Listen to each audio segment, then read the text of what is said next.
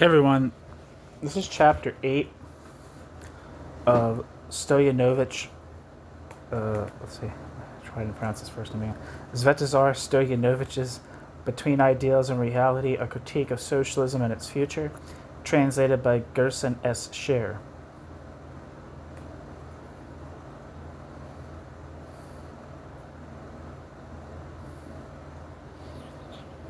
The Characterological Course of the Socialist Revolution.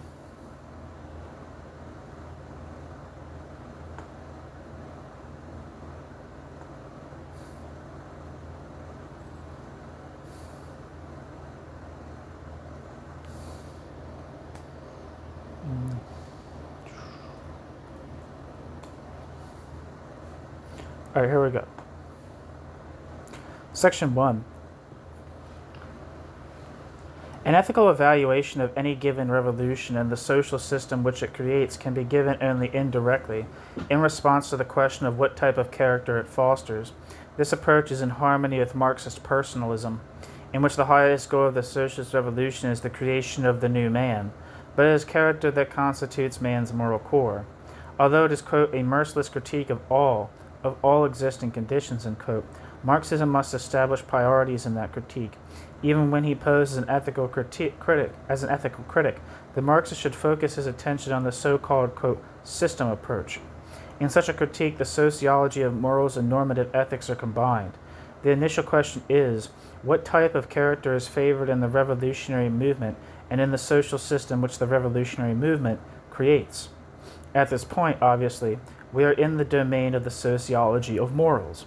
We then approach the point where an ethical evaluation can be made of that character, and by the same token, indirectly, for we can ethically judge only people in a direct manner, of the movement and the system. This characterological approach is rather all-embracing, as character is the focus of motivation and action, and thus in large part of the entire moral phenomenon. The primacy of the system approach in Marxist criticism proceeds from the theoretical conviction that the social system must be revolutionized in order to make mass moral revolution possible. But social systems are revolutionized by people who have allied themselves with each other. Thus, together with the social system, the revolutionary organization which creates that system stands at the head of the list of priorities in ethical evaluation. Political philosophy and moral philosophy are thus combined in ethical criticism. In Marxist ethics, the focal point is occupied by problems of social ethics, in which the relationship between personality and social organization figures preeminently. A social system which favors the highly moral personality can be created only by an organization of people who are, to a certain extent, themselves highly moral. It is always a minority that initiates the struggles and pioneers in the attempt to realize a humanistic ethical program. Thus, we can put the problem of actual moral avant-gardism of the revolutionary organization at the center of Marxist ethical criticism. Unless this avant-gardism is subjected to a continual process of verification and re-verification, the organization will fall prey to ethical self-deception. The remaining portion of this book is an attempt to outline an ethical phenomenology and to offer an ethical evaluation of the communist movement and the social system which the communist movement has created. The concentration of Marxist criticism upon the entire social system and the revolutionary movement is rooted in the revolutionary nature of Marxism. Were it not to rely upon such a movement, Marxist ethics would remain a powerless variety of ethicism rather than an ethics of revolutionary action. Marxist ethics should strip the ideological moral veil from the face of the society as well, which calls itself socialist. It should penetrate to the real social system and the real character type favored by it. Otherwise, ethics would merely be inadvertently evaluating illusions created by the holders of power.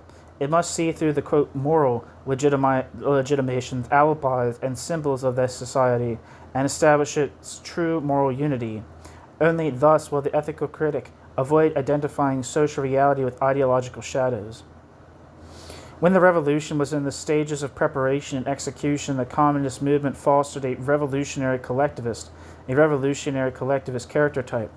With the degeneration of the revolution, an oligarchic status system arose, favoring an oligarchic status personality type. Of course, this degeneration was not inevitable. Socialist society provides the conditions for a democratic socialist human type. As we shall see, there is also a peculiar anarcho-liberal character type, which tries to present itself as being democratic socialist.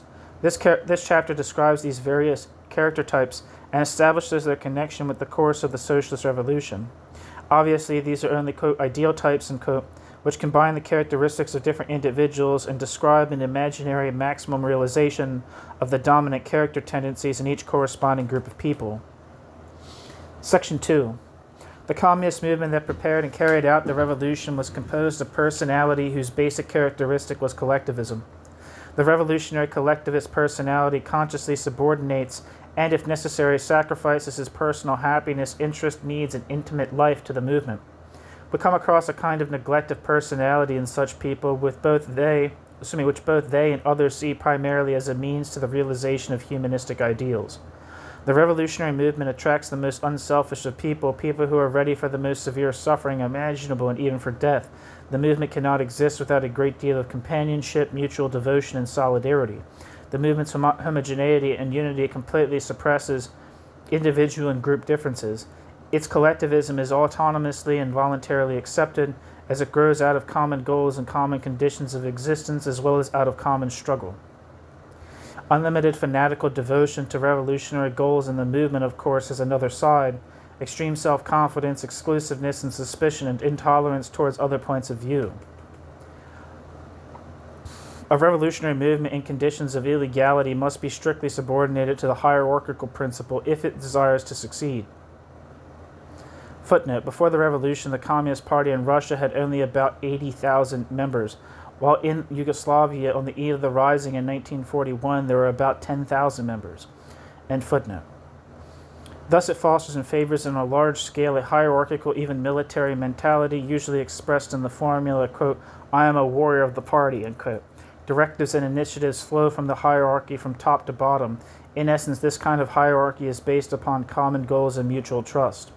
A marked duty orientation is organically bound up with the collectivist and hierarchical mentality. Its theoretical expression is a peculiar ethics of duty, obligation, directives, tasks, and discipline. The member of the movement accepts duties, although as a rule he does not participate in their definition. Loyalty to the movement is seen as unconditional discipline in the execution of revolutionary tasks. Marked collectivism, hierarchy, and fixation upon duty in turn point to a peculiar kind of heteronomy. But the heteronomy of the revolutionary can be discussed only in a conditional sense. The revolutionary has autonomously decided upon struggle against the capitalist world. In the society there is no one more autonomous than he. His heteronomy finds expression only in relation to the movement. The goals autonomously accepted by the revolutionary can in such conditions be realized only if he subordinates himself as the individual to an organized movement. The true revolutionary is thereby distinguished from the solitary rebel.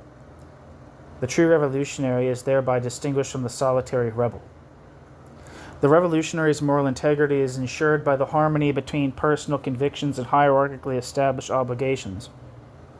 This harmony comes into question when the revolutionary must execute a task with which he does not agree and when he has no chance to plead for a change of direction. Moreover, it is often precisely the person who does not approve of a given decision who becomes defined as the principal figure, instrumental in its realization. One is educated so that in a conflict between discipline and conscience, one doubts only the latter. In short, the integration of the personality into the movement at times proceeds at the cost of its own integrity. Extreme nonconformity also finds its way into the basic characteristics of the revolutionary collectivist personality. However, while on the one hand the revolutionary has a totally critical attitude toward society, on the other hand, the revolutionary displays an almost total absence of criticism toward the movement itself and its ideological political system. Within the hierarchy of authority, the higher levels relate critically to the lower levels, while the latter relate self-critically to the former. We can also recognize the revolutionary collectivist personality type by its asceticism, self-denial, and extreme self-sacrifice in the revolutionary struggle. Such an individual despises material wealth and comfort and is motivated primarily by moral political considerations. The movement's unwritten moral code is most commonly extremely severe and puritanical, especially in patriarchal cultures. In such conditions, revolutionaries take the patriarchal style of intimate life to be a natural element of revolutionary morality. This sketch must be supplemented by the revolutionaries' extraordinary revolutionary enthusiasm, colored by a peculiar kind of pathos and moral idealism. This enthusiasm often turns into utopianism. After all, total readiness for the greatest suffering and sacrifice is hardly possible psychologically without a sincere belief that one will be able to realize heaven on earth. Section 3. The revolutionary movement is a collective which fights for social interest. The revolutionary movement is therefore characterized by genuine collectivism.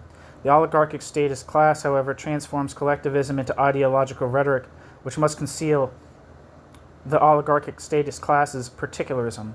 The oligarchic statist class's particularism. Thus, in its ethical doctrine, collectivism, complete subordination of individual interests to the interests of society, continues to be preached as a basic moral principle.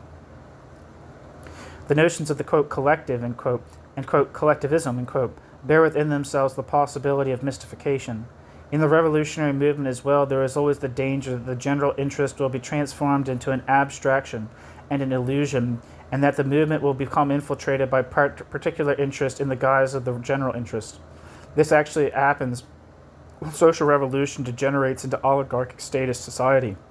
Hypostatization of the general interest and the forceful suppression of group and individual interests do not, as a rule, lead to satisfaction of the true social interest, but lead rather to the total hegemony of the interest of the group that advocates this sort of relationship among the general, particular, and individual interest. Yet in discussing this kind of society, we still cannot afford to overlook the fact that a young and spirited ruling class stands at its head, a class which is the agent of a significant degree of social progress. Rapid industrialization, the massive growth of the working class, improvement of the cultural level of the population, the provision of substantial social services, and so on, all these are achievements in which class interests and social progress coincide. The oligarchic statist type of man is intensely depersonalized. In a system which favors such a personality type, unlimited devotion to the oligarchic group and complete submersion within it are held to be the highest virtues. The greatest transgression is faithlessness to it. Even mutual spying, betrayal, implication, intrigue, provocation, and slander are seen as necessary for the sake of preserving the class as a homogeneous whole. Lack of skill can be forgiven so long as it is not accompanied by a lack of loyalty. When the ruling class's center of gravity moves from politocracy to technocracy, skill as well becomes an indispensable quality, but political loyalty still remains the conditio sine qua non of preserving one's social position and of advancing within the hierarchy. In such a society, the need for proof of political loyalty becomes all the more pervasive, as it is the imperative criterion for the reproduction of the ruling class. Members of the oligarchic statist class always try to give the impression of representing the state, even when they are not official figures at all. Man is not distinguished from the citizen, nor society from the state. The feeling of insignificance before the new Leviathan, which characterizes the psychology of the subject, is compensated precisely by this feeling of representing the state. The spirit of exclusiveness, self-confidence, and suspicion, and intolerance toward different points of view and modes of thought, in short, the spirit of monopolism, increasingly pervades the statist class as it becomes increasingly powerful.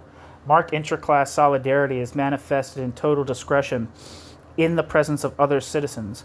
Internal disputes and affairs are kept secret as much as possible. One of this class's constitutive principles is the strictest attention to hierarchy. This hierarchy is founded upon consciousness of common class interests, and if necessary, upon coercion.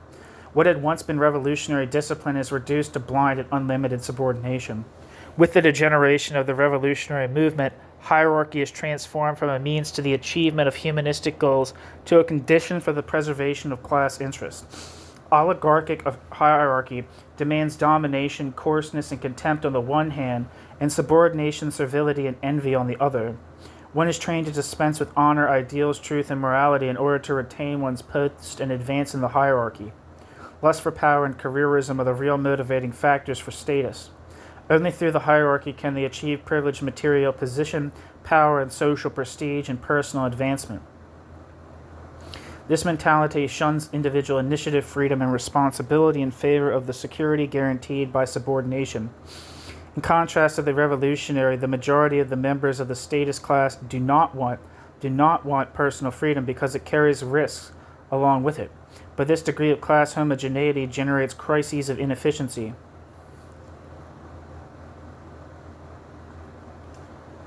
No one is prepared to undertake anything of importance without a directive, quote, from above, end quote, in his hands, even if the situation demands immediate action. It is interesting that this type of totalitarian escape from freedom appears with the degeneration of revolutionary collectivism, while the Naziist type, according to Erich Fromm, is nourished by the petty bourgeois' fear of the burdens of solitary freedom. More sophisticated people attempt to rationalize their position in the status hierarchy by means of a peculiar understanding of freedom as, quote, recognized necessity, end quote.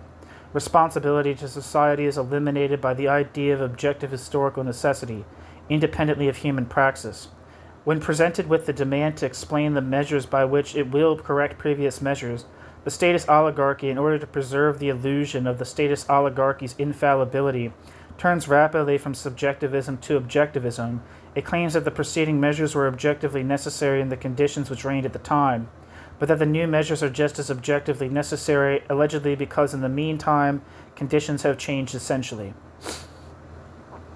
It is interesting that even the very summit of the status oligarchy feels the need for self-subordination, although in a very specific sense.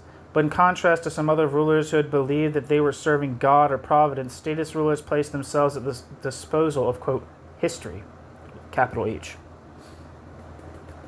Rigid hierarchy precisely defines competences and rights on the one hand and duties on the other. The higher levels allow themselves much that the lower levels, not to mention other people, would not even think of doing. The lower levels have only to elaborate, defend, concretize, and carry out the directives of the higher ones. Everyone knows precisely what each level of the hierarchy can and may know. Precisely because of this, however, the hierarchy's system of communication and information is threatened by mutual deception.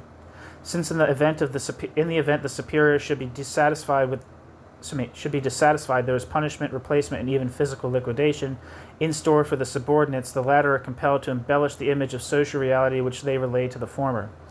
Thus, bits of information in the process of climbing up the hierarchical ladder get a facelift. The consequences are fatal. The hierarchical summit hears echoes of approval and even elated cries of acclaim in response to all its measures. Who would not be subject to illusions about their own omnipotence and infallibility in such a situation? Perhaps the best example of such mutual deception was the situation before the Hungarian Revolution in 1956, which caught the ruling oligarchy completely off guard.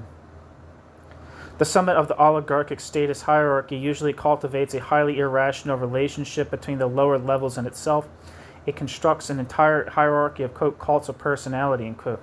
In this connection, every member of the hierarchy must take great care that his cult be in proportion with the position he occupies in the ladder of power. While it was undoubtedly very important, Khrushchev's, quote, secret speech, end quote, to the 20th Congress of the CPSU still suffered from a great deal of superficiality, as is generally recognized.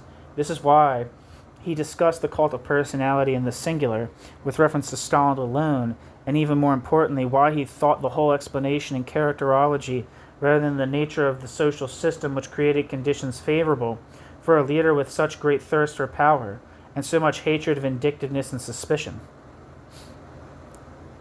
Footnote: Stalin's rather modest lifestyle and his constant reference to the historical mission have produced a mistaken impression about his supposed impartiality and sole dedication to the common cause. End footnote. Stalin's supercult rested upon an entire pyramid of cults of personality on the one hand and of cults of impersonality on the other. People compensated for their own lack of power by identifying with the fetishized leader who was the supreme genius, sage, hero, revolutionary, tribune, scientist, philosopher, commander-in-chief, and the, quote, idol of the masses, end quote. This system regularly creates a kind of ersatz religion for the lower echelons and common citizens. The existence of cults and their guardians, as well as of corresponding rituals and ecstatic raptures, the erection of monuments to living people, and the like are evidence of this. The first sign of this was the conversion of Lenin's grave into a sanctuary. It is known that Stalin insisted more than anyone else upon displaying Lenin's embalmed body in a mausoleum, and thus upon carrying over into socialism an ugly, primitive, mystical religious custom from the distant past. Did not Stalin thus reveal how he looked upon the relationship of the masses to the leader? And did he not, although unconsciously, thus anticipate as well their relationship to himself, both living and dead? But while this act, to borrow a phrase from Marx, with Lenin had much of the But while this act, to borrow a phrase from Marx, with Lenin had much of the tragic in it, as Lenin had fought against all forms of mysticism, the reprise with Stalin's burial turned out to be a dull farce, as his body was later ejected from the mausoleum. This was a symbolic and just condemnation of Stalin's role in the process of the revolution's degeneration. Let us hope that the remaining injustice to Lenin will be rejected one day by removing his remains from the mausoleum and giving them a common burial. It seems that from the very graves of its leaders, Marx's, an ordinary grave, Engels, by his wish, ashes thrown into the sea, Lenin's and Stalin's, a great deal can be learned about the course traced by so much of the communist movement from its inception. The oligarchic state as character type is also oriented toward duty, but since his duties, except in their ideologically rationalized form, smother any genuine bond of the former goals of the revolution, such an individual's fixation upon duty acquires the hallmark of being oriented exclusively toward higher levels. Still, we should not lose sight of the fact that this is a class which has both within itself and in the rest of the population constructed some elements of a working mentality and working discipline which are indispensable to the functioning of an industrial society. Oligarchic hierarchy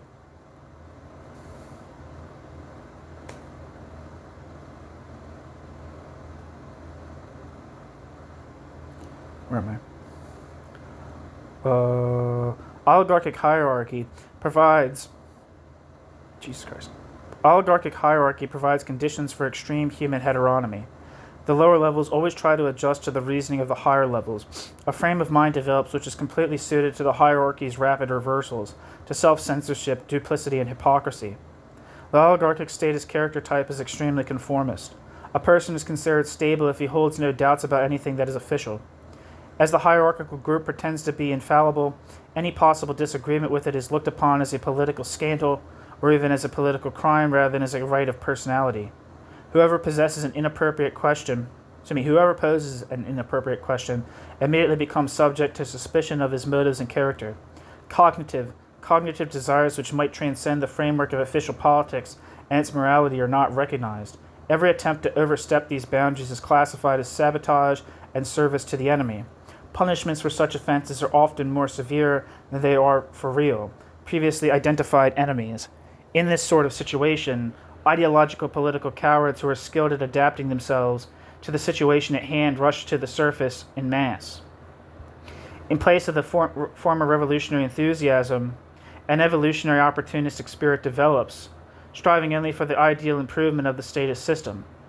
The moral idealism of the revolutionary is suppressed by the cynical realism and moral materialism of the power holder.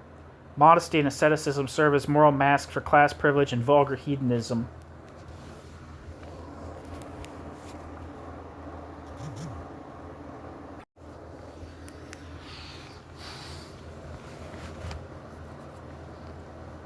Section 4. Only a system of integral social self-government can provide an adequate framework for bringing the ideal of the democratic socialist personality to life. Revolutionary collectivism ought to be transcended by socialist personalism. It is not man in general that is at the heart of Marxist humanism, that is a collectivist deformation of Marxism. It is rather the personality, socialized of course. True socialization of the personality, socialist personalism, is certainly impossible without a simultaneous personalization of society, personalist socialism. The democratic socialist personality type acknowledges rather than conceals contradictions between personality, group, and social interest in socialism. He consciously strives to satisfy group and personal interest as well as general interests, but he proceeds from the fact that the social interest in socialism can be guaranteed only through the democratic unification of individual and group interests, and not through submerging them in the social collective.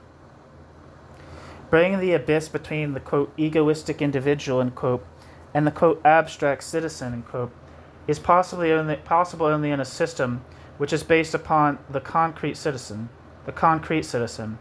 Engaging him in the management of social tasks and the definition of social interest, socialism puts man in a position in which he can daily, actually, and concretely exercise the powers of citizenship.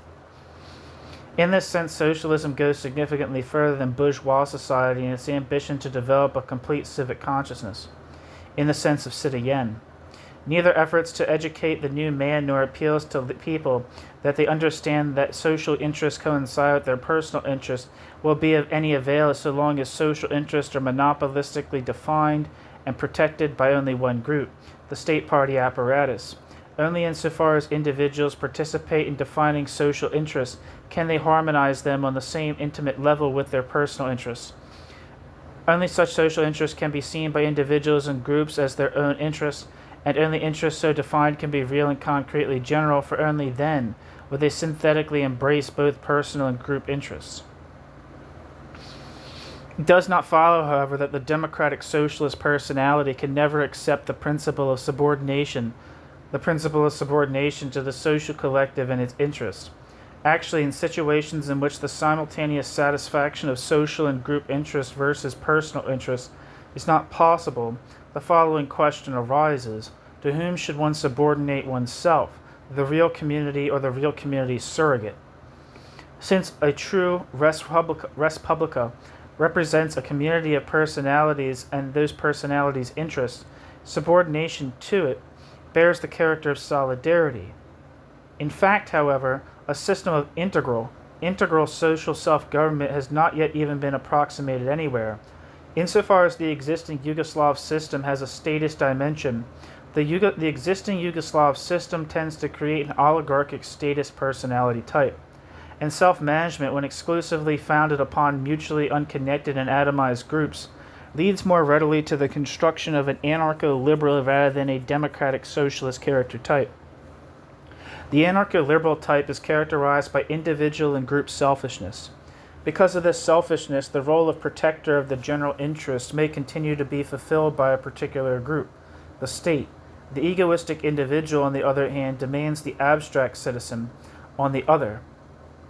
Of course, a person characterized by egoism, particularism, and merciless competition cannot be a real vehicle of socialist development. A self-governing community cannot function without hierarchy, but this hierarchy must be made truly democratic and reduced to the indispensable minimum. Otherwise, the upward orientation personality will not be replaced by the downward orientation. Otherwise, the upward-oriented personality will not be replaced by the downward-oriented personality. In this respect, our social life moves back and forth between two extremes of undemocratic and rigid hierarchy and status elements of our system on the one hand, and of the negation of all subordination in the name of self-government on the other, self-government being primitively understood as a system without any hierarchy whatsoever, even an operative working hierarchy. The democratic socialist character strives to synthesize duty and right. The degree to which the personality is voluntarily engaged in fulfilling its obligations to society is proportional to the degree to which it participates in defining those obligations. It is only in a system of integral social self-government that a successful fusion of consciousness of individual and group rights with social discipline can be approximated. Unconditional discipline is one of the highest virtues of the revolutionary collectivist character, should be replaced by personal, self-initiated social engagement. However, from the extreme consciousness of duty which issues from the statist structure, the social pendulum often swings to the other extreme, to a one-sided fixation upon rights characteristic of the anarcho-liberal personality. The mentality stresses rights, freedom, and the initiative of individuals and self-governing groups alone, to the neglect of obligations to society as a whole. One of the greatest initial weaknesses of self-government is the collectivization of responsibility, simultaneously accompanied by the vigorous growth of consciousness of personal and group rights. For a short period after it had come to power, a small but responsible vanguard was able to ensure society's subsequent socialist development. However, at a time when an even greater number of people ought to participate in the making of decisions of general significance, a socialist moral consciousness on the part of the broad mass is indispensable. No number of legal ordinances, no matter how extensive, can satisfactorily regulate decisions of the organs of a socialist democracy. In the absence of moral, of moral concern and responsibility on the part of their members, these organs become transformed into agents of organized indifference and irresponsibility. The democratic socialist personality is autonomous. Man's fear of independence and his desire to escape into collectivism can be effectively renounced only in a community in which man is active. But autonomy can be durable only if autonomy is socialized. Otherwise, as soon as the first sign of instability appears, as Fromm has demonstrated in his escape from freedom, man will escape into heteronomy and look for a, quote, firm hand, end quote, to guide him. The development of integral self-government is not the sole tendency in the Yugoslav system. Its status side smothers autonomy, while its atomized self-government favors the development of exclusive and monopolistic groups. The democratic socialist personality preserves his moral integrity immeasurably more easily than his revolutionary collectivist counterpart. When he does not agree with individual decisions or even entire policies, such a person can intercede to change them with every democratic means available. Should execution of the majority's decision demand that he violates some important moral principle, however, in a democratic society he could safely withdraw from the group, institution, or organization in question. General but responsible nonconformity also distinguishes the democratic socialist personality. In a self-governing society, the number of people who look to infallible and unimputable authorities for guidance rapidly decreases. But while it has undoubtedly grown, public social criticism in Yugoslavia does not penetrate high enough and is not concrete enough and is certainly not nearly effective enough. In contrast to asceticism, the asceticism of the revolutionary collectivist personality, the democratic socialist personality is characterized by the effort to live a full life. Material stimulation achieves full legal, moral, and political legitimacy. But at the present, material stimulation is going to the other extreme at the expense of moral stimulation, as if we have completely forgotten how the period of recent Yugoslav history, in which the decisive role was played by mutual moral support in the struggle to realize revolutionary goals. Today, there are increasing numbers of people who find the meaning of life in the acquisition of things and improvement of their material standard of living. I'm not pleading here, of course, for asceticism or as a permanent characteristic of the revolutionary. I'm only pleading for modesty, which stands between asceticism and luxury based upon the Renaissance of the pursuit of possessions, which like a hydra constantly regenerates itself and threatens to smother the previous historical merit of the revolutionary. The democratic socialist character is much more realistic in what it expects from revolutionary transformation. However, in reaction to the exaggerated romanticism and public orientation of the days of revolutionary collectivism, we see increasing evidence in Yugoslavia of lack of elan for social engagement and withdrawal into private life. It is certainly a positive development that in the revolution's present phase, many acts for which the Communist Party once bore responsibility now fall exclusively within the private sphere. It is difficult to deny that in the armed phase of the revolution and immediately thereafter there was much exaggeration in this respect, under the pressure of circumstances, patriarchal morality, and so on. But it is just as true that today we are witness to moral privatization even when the given action is highly relevant to society. Unless the so-called, quote, generation problem, end quote, is placed within the framework of the characterological course of the revolution, we should only be able to see its trivial biological side.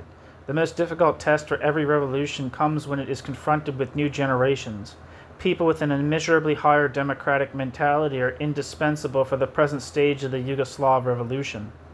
In this respect, some of the older revolutionaries have exhausted their potentials. Many politicians claim that we have achieved great progress, even progress of a moral nature, but at the same time deny that any essential moral differences have developed between the generations. Yet if there were complete political and moral continuity between the generations, this would be an indication that the revolution had come to a standstill. Young people are, on the average, much more autonomous and democratic than their elders. Those who believe that revolutionary elan can be transmitted to the new generations primarily through educating the new generations by means of examples from the revolutionary past, collectivism, are mistaken. Those who believe that revolutionary elan can be transmitted to the new generations primarily through educating them by means of examples from the revolutionary past collectivism are very mistaken. Only present obstacles can be a source of revolutionary inspiration to the new generation.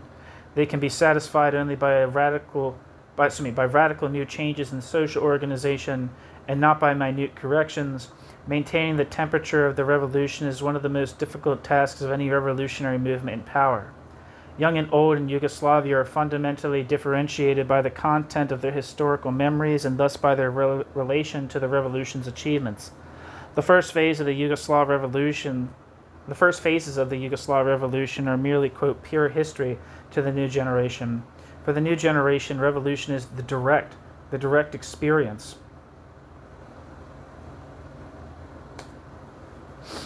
with which they themselves encounter, and only in the present. They are not in a position to weigh the revolution's successes against the revolution's point of departure, pre-war Yugoslavia, on the basis of intimate knowledge of both. The young mercilessly weigh the revolution's results against the revolution's ideals and standards of the developed countries. The young mercilessly weigh the revolution's results against the revolution's ideals and standards of the developed countries. Partly as a result of this change in perspective, they are much more critical of prior results and much more impatient and incomparably more open spiritually to the world. They often find themselves caught between occasional official campaigns of exaggerated optimism and official campaigns of radical criticism, but in neither case are they dressed sincerely enough with regard to real conditions and possibilities and prospects for further revolution. For the new generation, there are no ideological political taboos. They are burdened with neither the achievements nor the illusions of the older generations, nor are they inclined to the normative identification of the revolutionary program with existing reality. On the contrary, they are distinguished by their own peculiar form of irony. Their irony, however, does not put revolutionary ideals into question. It puts into question only revolutionary preachers when they are hypocrites, and social reality when it turns against these ideals. This kind of irony may be their first step towards revolutionary engagement. Footnote: the student demonstrations of June 1968 overturned the thesis about our younger generation's mass depoliticization.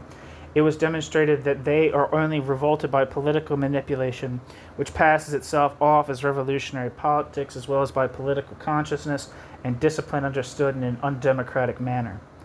End footnote. But on the other hand, we dare not overlook the fact that young people at times wander back and forth between the democratic socialist and anarcho-liberal paradigms.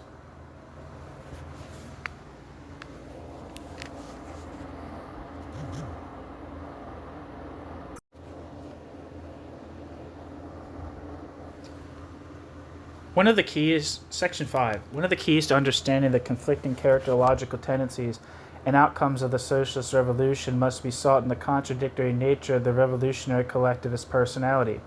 Democratic socialist character arises through transcendence of the collectivist mentality, further developing its positive ethical core and resisting its oligarchic status tendencies. The new man should appropriate the best features of revolutionary collectivism. Unfortunately, with the disappearance of individual negative features, certain unmistakably moral qualities disappear as well. Thus, for instance, the revolutionary's readiness for self-denial certainly contained much that is lacking today in order for us to enjoy a more durable and broader sort of solidarity. Apparently, this is why many people idealize, quote, the good old days, and quote, of revolutionary collectivism. But the solution surely cannot be found in the past. The revolutionary collectivist character could be the protagonist of the revolution only in conditions that have already ceased to exist. Many paradoxes of the revolutionary communist movement arise because a largely authoritarian personality has to create the conditions for a society of distinctly democratic personalities. Collectivism, strict hierarchy, and extreme orientation toward duty, all this ought to be in the service of revolutionary ideals whose characterological core must be the democratic socialist personality. Those who have fought for the revolution's triumph should be capable of perceiving and overcoming their own limitations, although since they have absolute power, they are not compelled to do so. Further, revolutionary development is contingent upon whether the revolutionary collectivist character begins to change in the direction of autonomy, social personalism and democracy rather than establishing itself as a permanent paradigm. The true initiators and agents of this process can be none other than those revolutionaries who are prepared to be radically critical not only of the world, but of their own oligarchic statist impulses as well. The revolutionary spirit should undergo one more test, a test more difficult than all the preceding ones since it involves their own personalities. The revolutionary collectivist character is inclined to succumb to the ideological illusion that it is the embodiment of the ideal of socialist man. The myth of the vanguard revolutionary, but at the same time unchanging character type, is created. Such a person sincerely believes that the revolution would be endangered by his absence. Actually, the revolution is most endangered precisely by his inertia. If he wants to remain faithful to himself, he must change not only the world, but himself as well. Yet there are a number of revolutionaries who are incapable of getting accustomed to the necessity of such essential changes. They withdraw disillusioned and embittered, or even worse, they offer active resistance to further evolution. In their case, the self-confidence of the victor grows into the arbitrariness of the wielder of power. Selling their political biographies, they ape the lifestyle of the overthrown ruling classes. They then strive to replace it in all other respects as well. And even when they adjust verbally to the new conditions, we discover their, quote, cautiousness, quote, realism, fear of the masses, quote, lack of maturity, end quote, for radical democratic steps, tendency to keep self-government within the framework of small groups, and so on.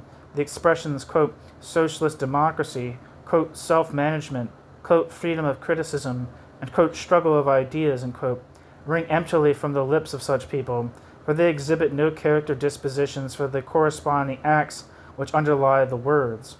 The first practical attempts at verification reveal their understanding of these concepts to be purely formal, since they attack anyone who dares to take this program of democratization seriously, but there is no doubt that the majority of them believe they are thereby rendering a service to the revolution.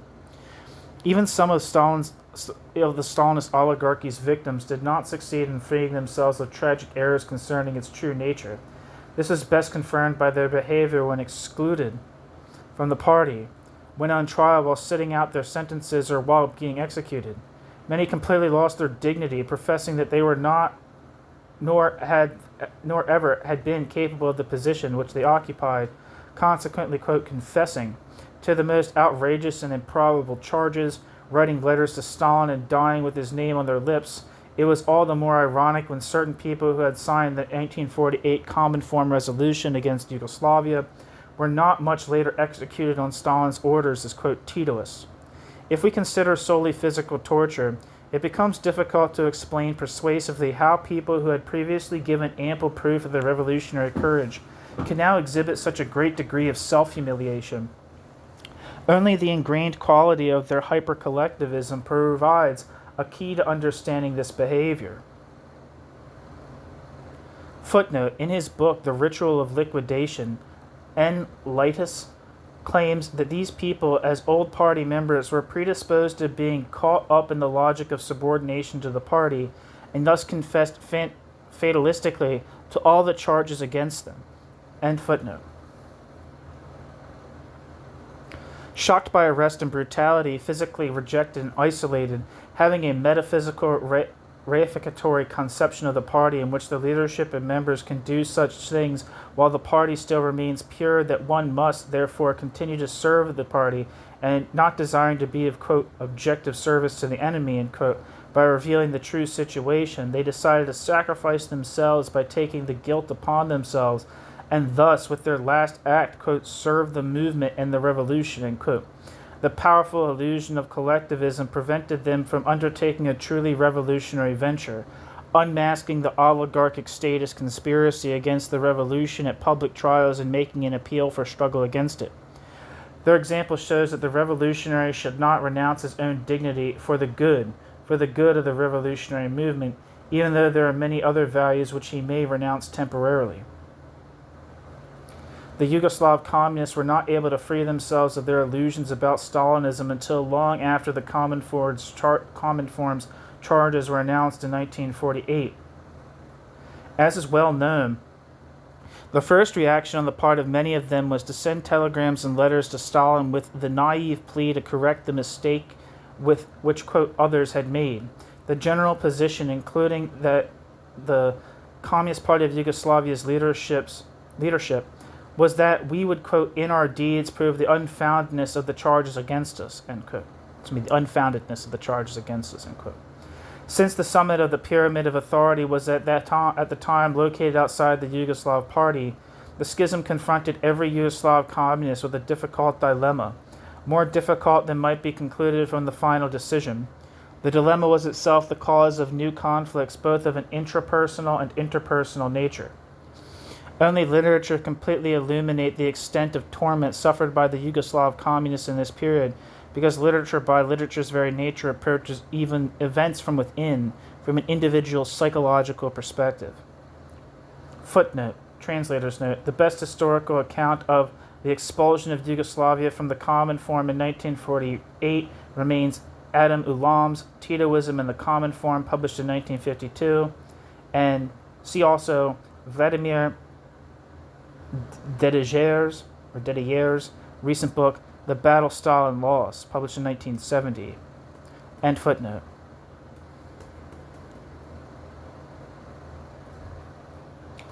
Only literature can... A relatively small number of the Communist Party of Yugoslavia's members supported the Stalinist attack on their own party.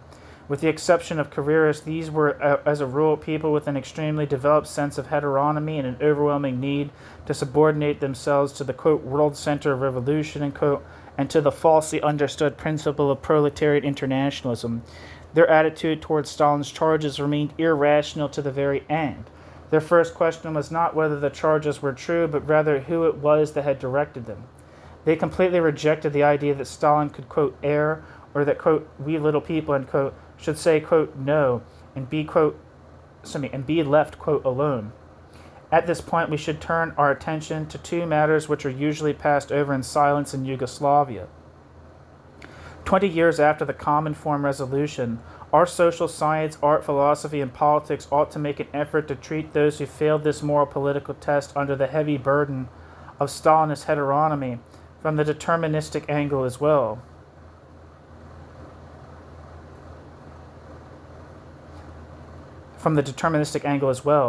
That is, from the standpoint of personal tragedy. Of course, I would not hold that this would free them of human responsibility, as I do not believe in absolute determinism. Nevertheless, we cannot afford to forget that this tragic drama of the super-authoritarian personality was partly conditioned by the previous state of the entire Communist Party of Yugoslavia, which raised its members in the spirit of unconditional loyalty to the first country of socialism, its Communist Party, and to Stalin personally. Thus one might say that many of our common formists of the time were not simply guilty, they were victims of history as well. Because of external danger, the government was compelled to isolate them. History will vindicate this step, but it does not at all follow that it was necessary, much less that it was excusable, to use Stalinist methods in the struggle against domestic Stalinists. Psychological and physical torture, reprisals against relatives who had not renounced the accused, the hasty arrest of some innocent people, and so on. This period must certainly be examined. In light of the Soviet intervention against Czechoslovakia, it is hard for those of us who were direct participants in and witnesses to the events of 1948 to see how Yugoslavia succeeded in holding out in this unequal struggle. Prior to that conflict, she had largely copied the Stalinist social model. Of all the communist parties in power at the time, the Communist Party of Yugoslavia is looked upon as the, quote, most Bolshevized, end quote. At the Common Form Conference of 1947, the Communist Party of Yugoslavia approved Stalin's charges against the Communist parties of France and Italy and distinguished herself in her criticism of these parties.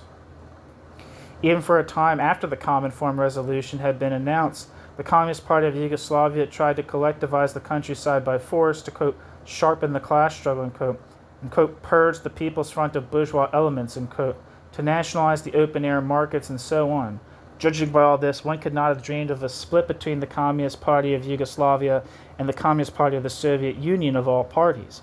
But beneath the surface beat the pulse of a popular autonomous revolution, which in 1948, the fact that even the Communist Party of Yugoslavia's leadership did not immediately grasp the long-range significance of its decision notwithstanding, provided confirmation of the world historical level to which it had risen between 1941 and 1945. Thus opened the first breach in the Stalinist floodgate, through which the anti-Stalinist torrent in the international communist movement was later to flow. The heroic action of 1948 prevented Yugoslavia from finding itself under the oppression of Orwell's, quote, Big Brother of 1984. It was completely natural that this initial step of emancipation from Stalinism was taken within the framework of the collectivist mentality.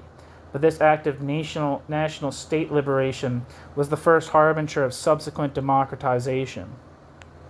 That's the end of chapter 8. Thank you so much for listening.